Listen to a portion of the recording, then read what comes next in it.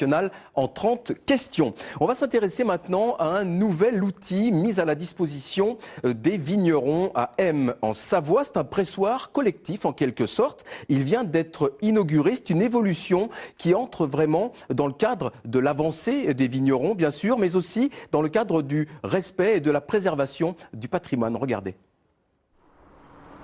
Jadis, c'est à l'intérieur de ces petites cabanes, les sartaux, que se trouvaient tous les ustensiles nécessaires à la vie quotidienne du vigneron. Depuis, les choses ont évolué et la mise en commun des moyens devient une nécessité. Moins d'hommes pour prendre la relève, mais une volonté certaine de maintenir une activité ancestrale. On a à peu près maintenant en gros une trentaine de vignerons encore. Bon, c'est peu par rapport à... mais ça diminue vraiment énormément d'année en année. Puisqu'en 2007, on était encore 45. Le vin est toujours fait à la traditionnelle.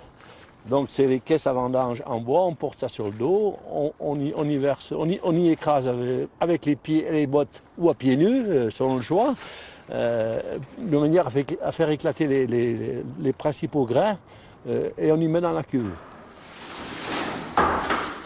Préserver ce patrimoine, cela fut donc possible dans le cadre de ce projet européen financé par la région et l'Union européenne. Il fallait juste le faire évoluer. Ce pressoir a déjà convaincu une dizaine de vignerons. Les autres devraient suivre pour perpétuer la tradition des vendanges. Cette pratique, elle a dessiné nos paysages, donc elle fait vraiment partie du patrimoine. Ces vignes accrochées au coteau, avec leurs petits murets, ça fait vraiment partie d'un patrimoine qu'il fallait préserver.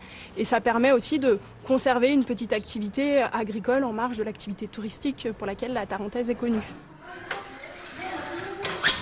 L'enjeu est important. Ici, on est très attaché à l'histoire patrimoniale. Évoluer, oui, mais pas n'importe comment. C'est sans doute un peu de cette nostalgie qui transparaît dans le nom donné au pressoir, le Sétor, finalement pas si éloigné du sartau.